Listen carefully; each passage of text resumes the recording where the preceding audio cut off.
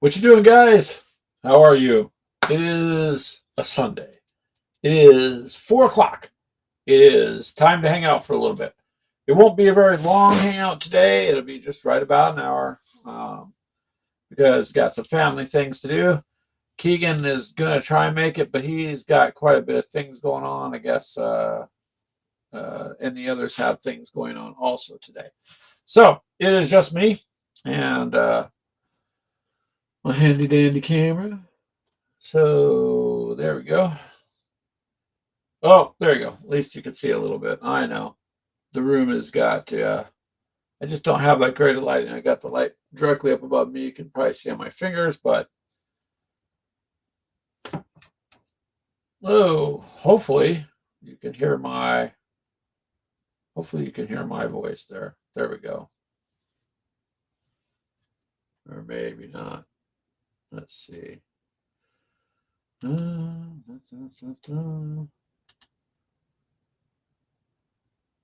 It's that one there.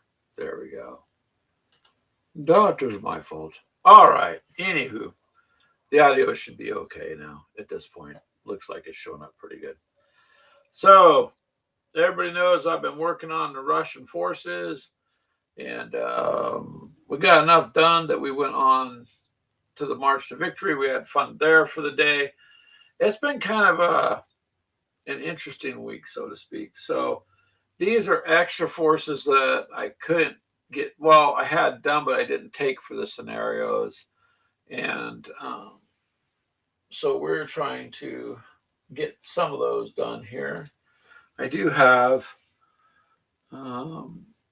these guys here.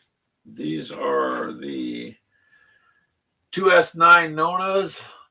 Basically, they're artillery.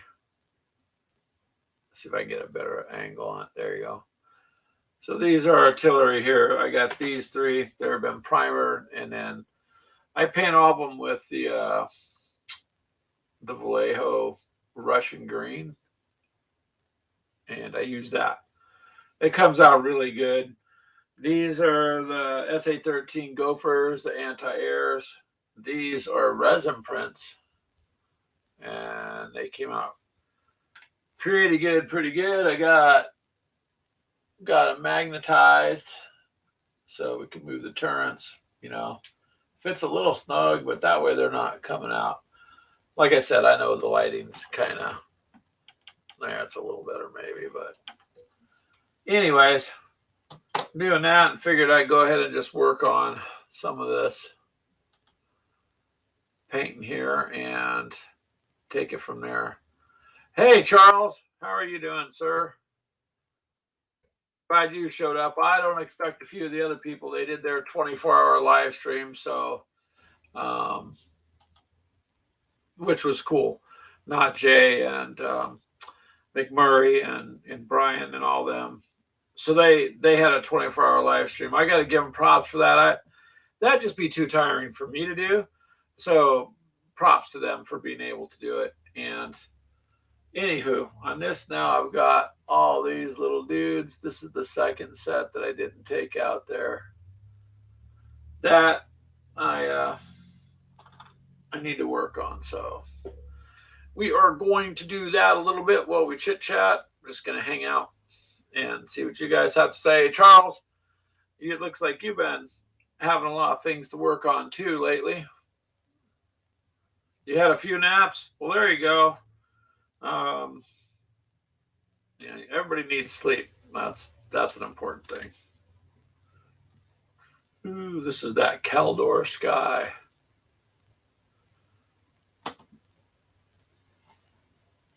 So, had a little bit of fun. Got my little dude in the tank here. Painted up. Man, I just got to get some better lighting, which I'll have to work on. It's pretty much, I guess, where I have the camera for right now. So, I'm just going to sit here and do the tips of their helmets as best as possible.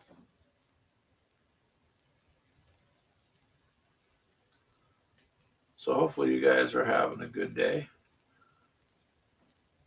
Yeah, so far I'm happy with the way they're coming out. I'm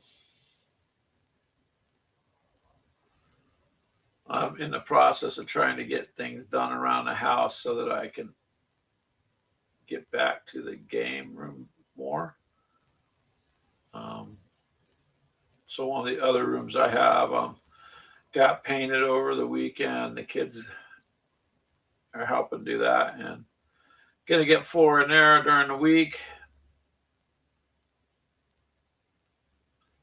So it's all done. And then, I don't know. So it's been quite a bit. We didn't get to do our coffee shop game today. Keegan has a little bit of a family emergency um, to deal with, and I'll let him explain that if he gets on or when he gets back on. But uh, sometimes you just got things that come up that you can't get out of at all. So you can only do the best you can, and kind of just live life and try to do what you can. But yeah, I did watch their show off and on here and there, Charles, and it was pretty good. Like I said, I give him props. I don't know if I could do a 24-hour live stream, and not so much for the sake of being tired, but sitting for that long is not going to be easy. Let's paint their little blue berets there. So yeah, back and forth with that. So we're gonna have kind of a shorter show today, just because we're pretty much. I mean, we've got a lot of things to do. I don't know. Like I said the week before we left for the show, I wanted to kind of restructure what we're doing, and quite a few people have given me some ideas, which I'm very thankful for, by the way, you guys. And we'll be trying to get that done too, where we have more consistency. That's what I talked about before we went to the show. Um, and now that we're back from the show, I'm going to be making sure we get our schedules there correct.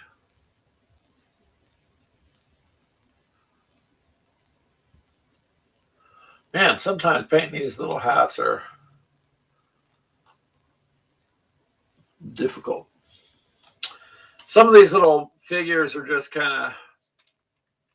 I prefer the. I mean, I like the metal ones, but they just don't seem to have the detail that the plastic ones have. So, I still got this, Charles.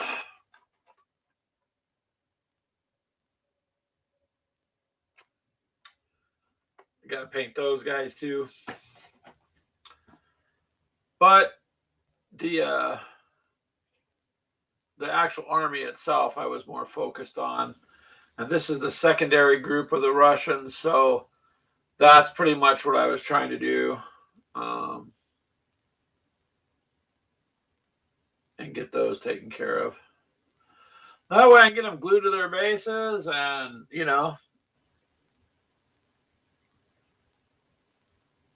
put them out and fight.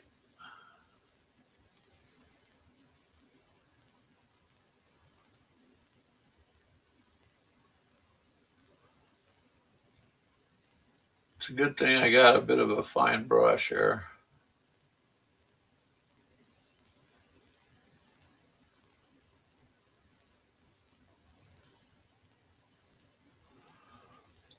So there we go.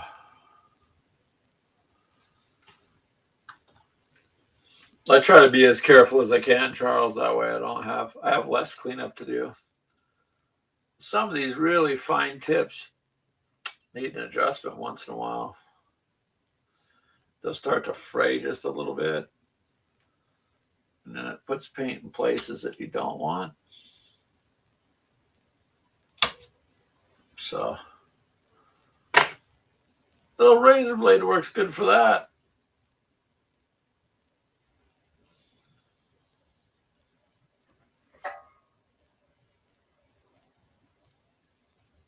Well, I'm pretty much assume you know that all those guys are crashed for the most part.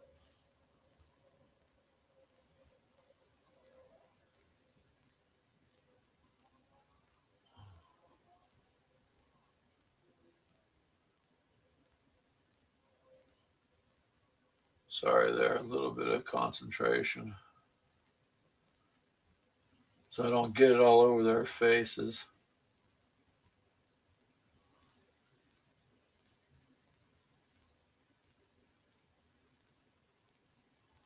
There we go.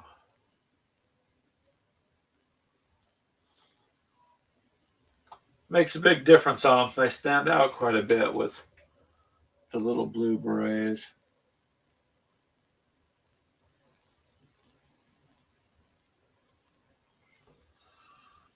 Yippee-ki-yay, sir. Yippee-ki-yay.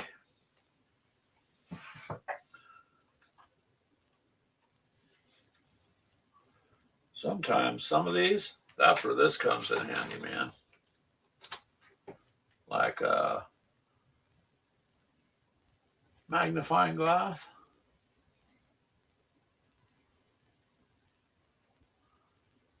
Because the one thing with the metal sculptors, sculpted models, some of the definitions, they're not very able to be seen. So you're trying to discern where the hat is on this guy as opposed to his face.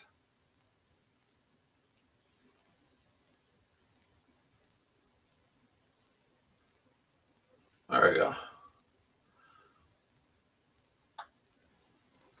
Works on some of them. So, Charles, what's your biggest project you're working on, sir? I know you do quite a bit more than on the gaming there on the Hex Games. So I got to get caught up with a couple channels here since we've been back this week. And then where I'm at, they just have a lot of work for us to do.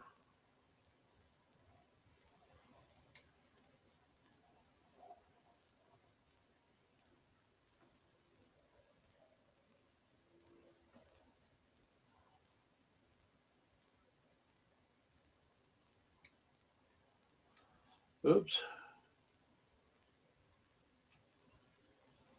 There we go. Not something you really want to say when you're painting is whoops. Right? But it happens.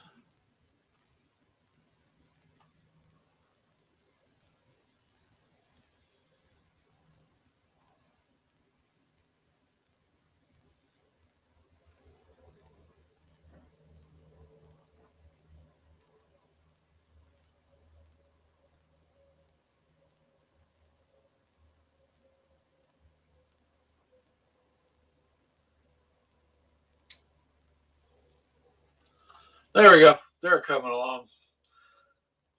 They're coming along. So, sorry, not trying to not talk. It's just a matter of sometimes concentrating just a little bit here. I want my brush to get to.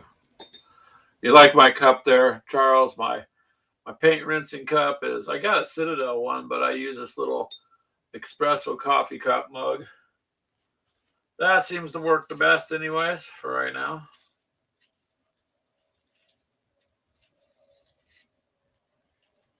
I do need to get a finer brush. Burn up so many fine points though sometimes that it's kind of hard. Give that a break for a minute there. But yeah, you guys, it's just it's been a pretty good week we had a bit of a snafu and disaster on our trip as far as we left. I left the map. A lot of hurrying, trying to get out the door. That's the map I had put up on the YouTube channel where I custom ordered it from Etsy for Team Yankee, and then I left it, which really sucked because then we had to try to find a place out there that, of course, a lot of your gaming stores are into the fantasy stuff, more so than any kind of historical anything. And so they had maps, but they were all geared for D&D, or you could do other card games and such, but they didn't have anything geared for like Team Yankee. Although, interestingly, the one place we found, the website said they had this map in stock, and then the employee told us, well, our website's a bit wonky. It doesn't work right. Half the time it has stuff that's not there. And I'm like, well, when you come from another state and you're searching online and your store is here in town that you're in, it says you have something, then you hope that you have it. But, they didn't. So we ended up going to like a Scale Model Railroad. They still have one of those stores out there. It's pretty big, like a small warehouse. And it's just nothing but model railroad stuff. So we were able to get a map and some roads. And you know what? It came out pretty good. It worked pretty good. And now we have another map. So whereas before we just had the one. So it works. And so yeah, it's all good, man. It's all good. You can see my fine brush is a toothpick. In some cases, it's a needle, which tends to help put paint where you need it. So that's what I'm doing here is, I guess I can move this a little, Charles. Get a better look here.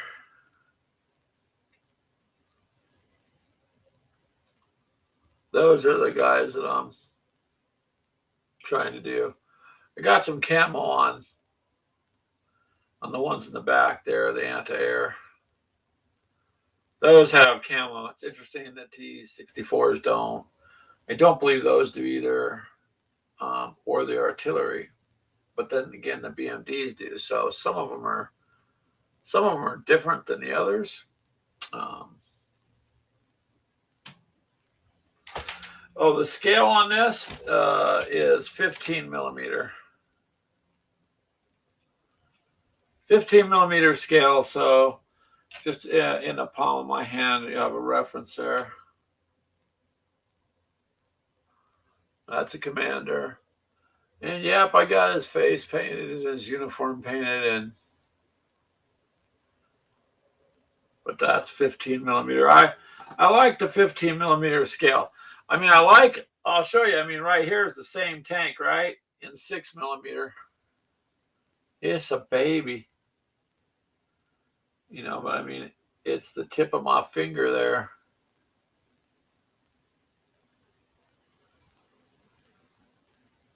So this scale, this little one here is 6 millimeter, but 6 millimeters,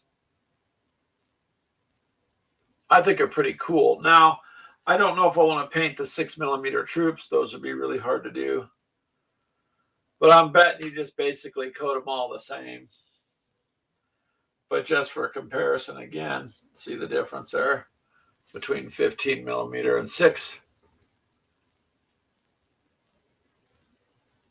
That's the difference. Now, this little 6 millimeter guy, the turns and everything is just a super tight fit, so I don't force it. And so what I'm going to do is just kind of slowly work up a little force with those. And I've already got a bunch of World War II ones. So I thought it'd be kind of fun to do a little bit of Team Yankee in the 6 millimeter, possibly. Yeah, you've got a ton of the GHQ Micro Armor. I don't have a ton, but I think I mentioned before, they had some sale a couple years back, and it was $70, but then for that one day it was $35. And it was like, I got a set of Japanese tanks, a set of German tanks, a set of American tanks. oh my goodness, a set of British tanks, and I think I got 6. I can't remember what the other ones are. Damn it! But they come in little glass cases, and so they had this sale, and or plastic cases, and I took them. So I ended up with a whole bunch of 6mm armor, which I can use to fight with. So quite interesting. And my biggest problem with that, the reason you don't see me do anything with it is I really don't have enough terrain to put out to do something. Like I would need terrain to put out to do something with it. And that's how it would have to be.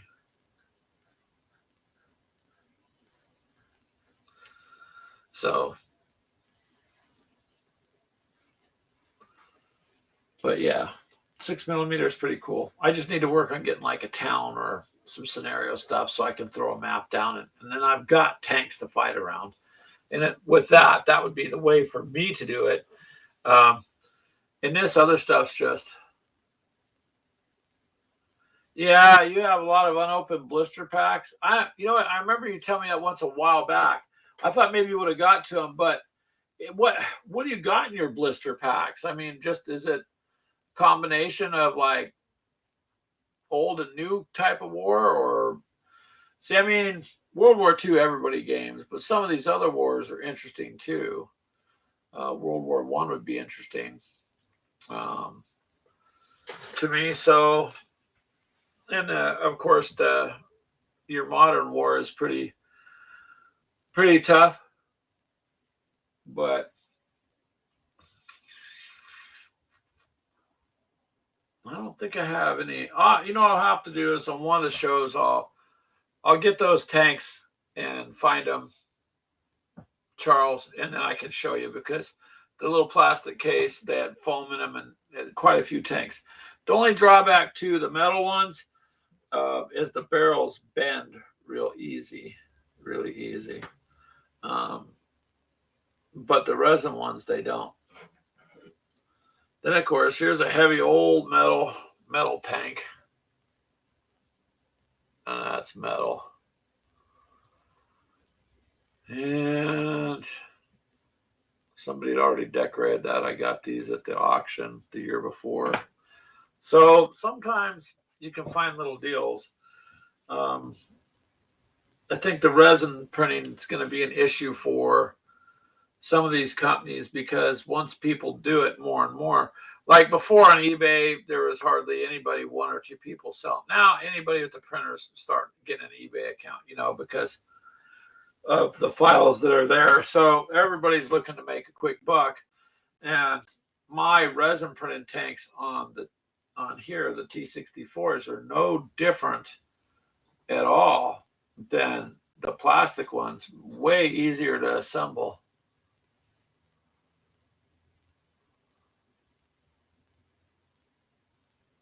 Oh, cool, Charles. So you've got all World War II. You're going to grab a few platoons and throw together a quick small scenario.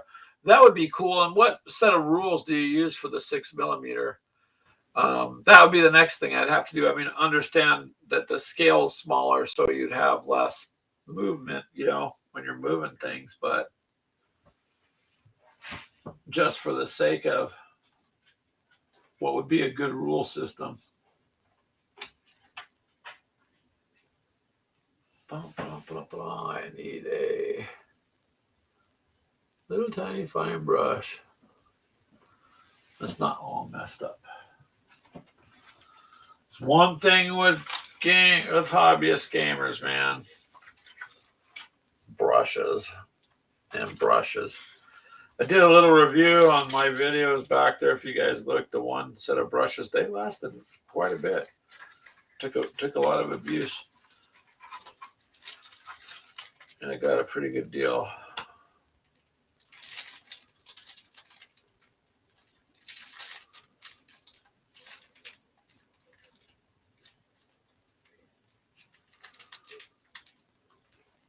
Yep. Probably have to open this one here up. But yeah, a very old set of rules from the 70s. Well, as long as the rules work, And, because that's all that matters.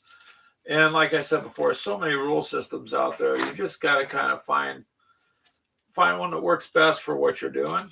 And thankfully, a lot of people are coming up with stuff. It's just more of an open thing where before it was just the companies dictating rules. But now you got like Wiley Games, Fistful of Lead. Their rules are really good.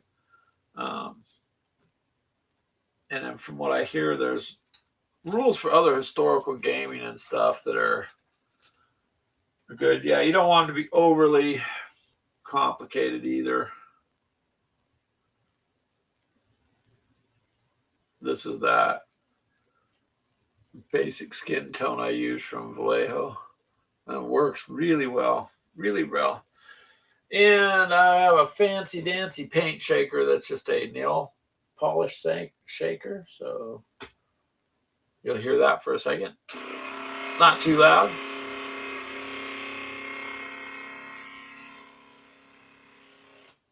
And it shakes it up real well. Saves you from having to do it yourself. So it's one thing with miniatures, man. You just don't need much to paint these little guys. I do like 15 millimeter scale though. It is easier to paint the 28 millimeter scale for sure. But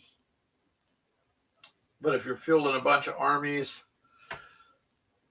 15 millimeter is a fun way to do it. I know 6 millimeter, you're going to get even more. So, as long as your rules aren't overly complicated, that's all that counts.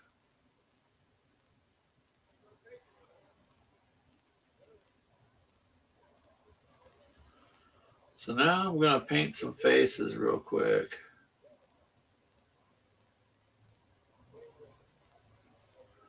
If I can.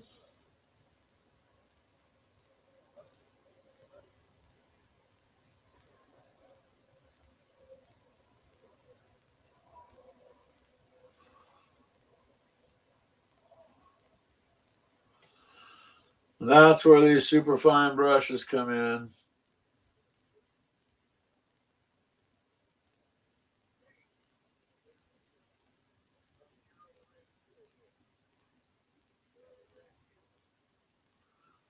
So yeah, that's what I'm kind of doing today though, Charles.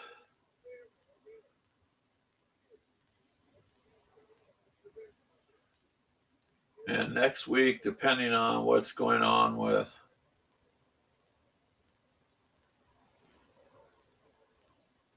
everybody's situations in the group, we'll have to see what will.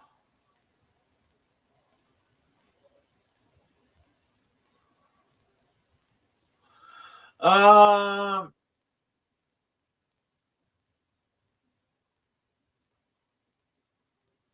yeah, I kind of agree with you there, Charles. I like the 28 millimeter, like with Warhammer, is fine. You know,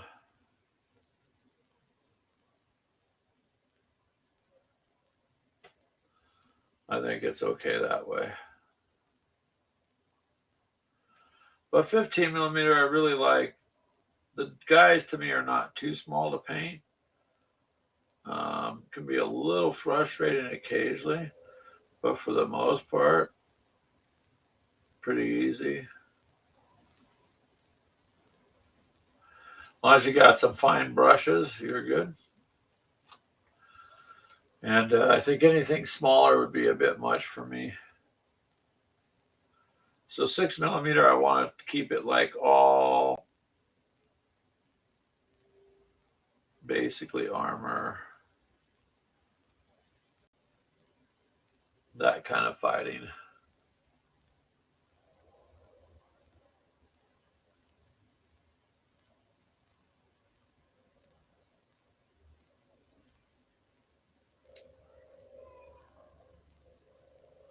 Well, hey, Dee, she's working on Monster Apocalypse. I don't know much about that game, um, but she has some pretty nice models she's painted up in our group that she put up there.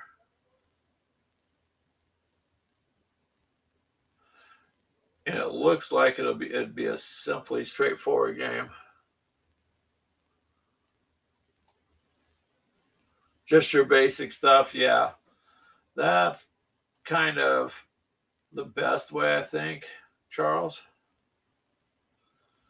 Like these guys, that's about as small as I want to go painting figures. I have seen people with absolute skill doing very small things.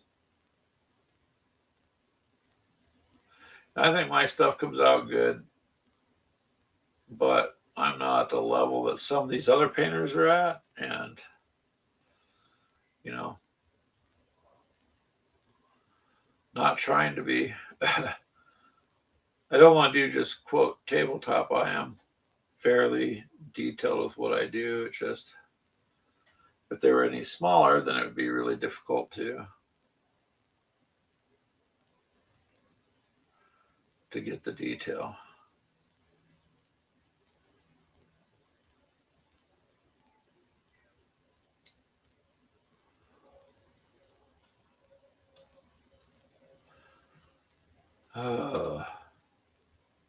It's like these guys. It's enough to just get them done.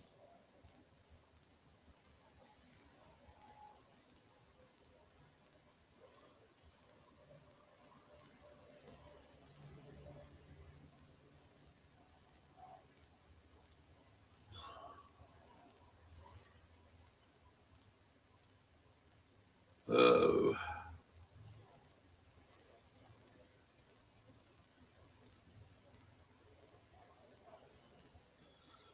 yeah.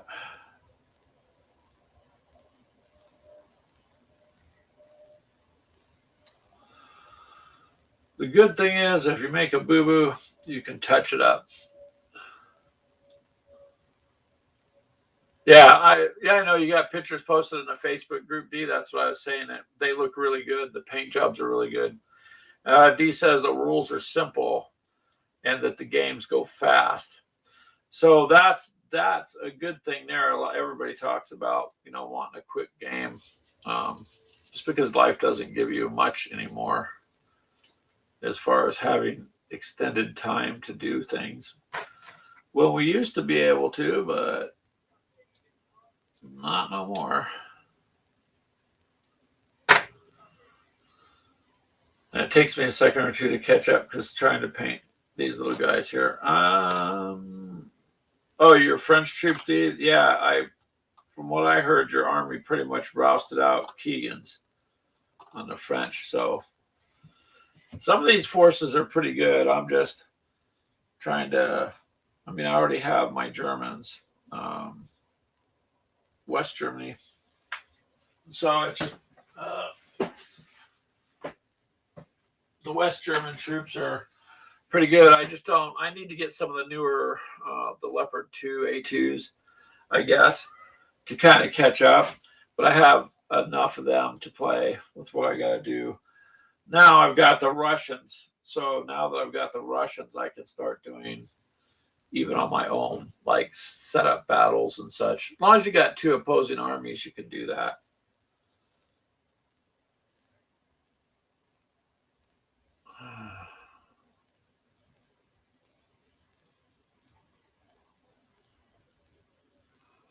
Sometimes these little metal figures need like cleanup.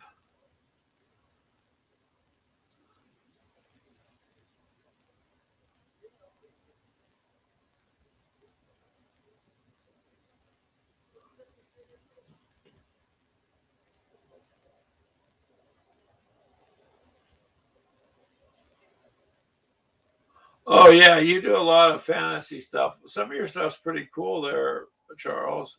You come up with some interesting battles.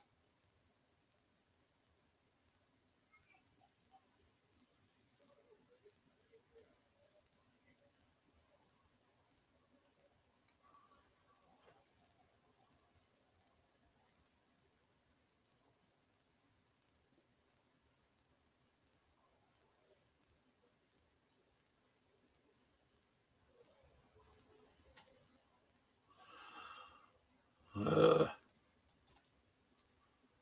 yeah, maybe I should do more of the bigger stuff while I'm talking because it's sidetracking me. Yeah, you have orcs and etc. So that's kind of cool. I've got to actually, now that they're getting ready to come out with 10th edition, I've just kind of held up on my Warhammer stuff. I want to go through and condense it just into a combat patrol, and then I'll probably like maybe sell off the rest so that I just have a combat patrol of this I can play. Keegan's got 2 different ones now. He's got Necrons and the squats. So if anything else, I might pick up small combat boxes or patrol boxes or kill team boxes, something like that, to do it where it's not too expensive, but I don't have no big massive army because we don't never have the time to sit and play a big massive army so far anyways.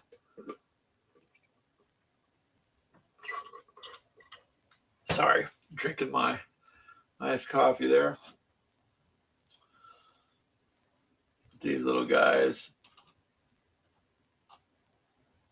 they're fun to paint. They look really good when they're done, but there's so many steps. Long term, 100 humans versus 100 orcs. That'd be good, Charles, if you have a rule system that's going to roll, so that you're not bogged down trying to fight too much. If it just goes through, then you could do that.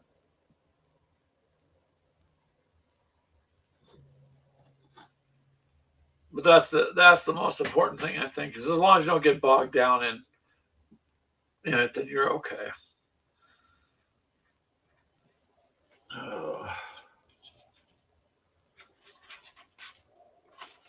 And what I got over here.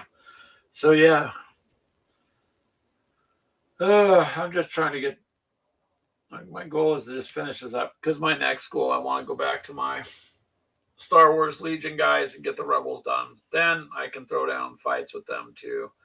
And then, of course, there's Alpha Strike, which is fun and a quick, fast-paced game I like. So I got the Kickstarter basic veteran set. I think it was $80. You can, of course, get as much as you want from Kickstarter, but I just need a force so when we sit down and play, we've got that covered, and we're good to go.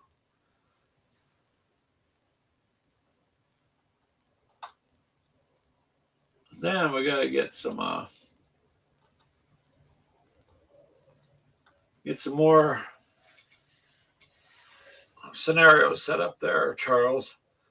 What is stupid computer's trying to do a scan.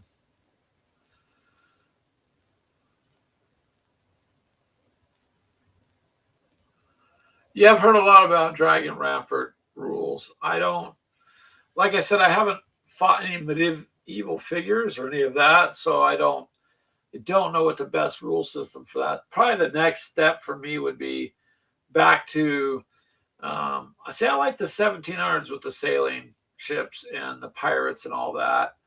So the naval stuff and probably somewhere in this, I don't know, the Civil War or something with muskets, I might like. But I got to find something that works for that too. So I'm just kind of digging around a little and getting different people's opinions. And there's enough rules out there now. The problem is just trying to choose which one do you want to use.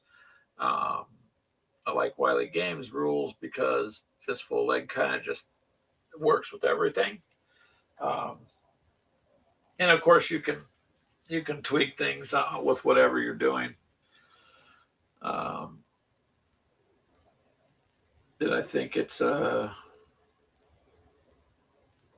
Jay's brother Chris that's working on some naval stuff. So it'll be interesting to see what they come up with too. Because the naval games are fun. You just have to have a different kind of strategy so you don't sail off the table or you don't know what the other person's going to do. So They have Lion Rampart, strictly human versus human. Okay. Oh, sorry. Been a long day. But with the more troops being done, and with the the militia box, and Keegan's got militia, we got ways now to fight more ground troops, so not just armor or air. The ground troops always pose a different aspect to the gaming, makes it a little bit harder sometimes, but I don't know. It looks so far so good, and I'm pretty much where I'm at with what I need.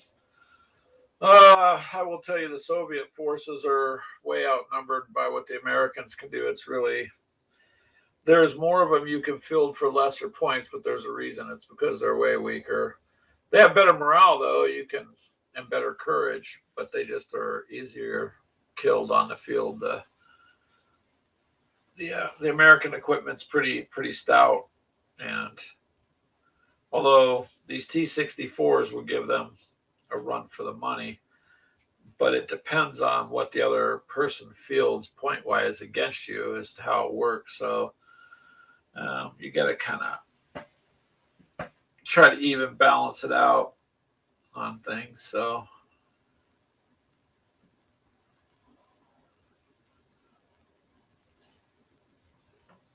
I will say, though, that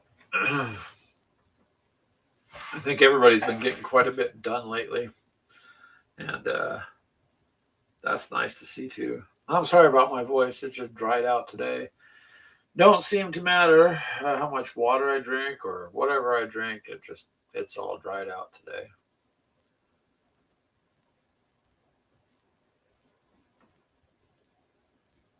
Oh.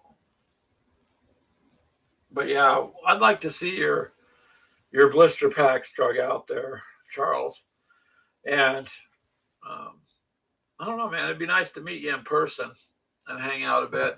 You got some good stuff going on too on your channel. And so for me, I'm just kind of at. I mean, it's been a long weekend. We got a lot done that way. Now I'm trying to catch up with work and some of this other stuff. So um, it's interesting. I think I'm gonna have to get another case for these so that I have somewhere safe to store them, as opposed to the totes. They're just gonna run around now, like with Warhammer. I magnetized my guys, and put them on magnet sheets and boxes, and that's great because they don't move that way. This is really kind of hard to magnetize the bottom of the tank. I mean, you could, but I like to magnetize the turrets. That works better, um, you know, than anything else because you can take them on and off, and the magnets hold real well. They don't let the tank fall. So they're plenty strong enough. Plenty strong enough. But that's about all I've got for today there, Charles. Um, I'm glad you stopped by and chit chat a little. I was going to keep it short tonight, anyways, because I just got a lot of things to do. And at this point, I'm pretty much running out of my time for what I got to do tonight. So go ahead and I'll end it. But I appreciate you showing up, Charles and Dee. If you look at the Gamers with Coffee Facebook group, you're going to see the pictures like of Dee's stuff up there. The rest of ours will post stuff there or on our Discord. So we'll put the pictures up somewhere. It depends on what platform you look at them for. But I think for today, sir, I'm going to go ahead and call it quits. And I'll thank you guys for showing up. Always a pleasure. I'm sorry we're going to end this a little bit, but it is what it is. It's been a crazy day. So you guys, yep, you have a good week too, Dee. And like I told you guys, you can see her stuff up there. It does look pretty cool. Thank you, Charles. Thank you, Dee. You guys have a good rest of the day.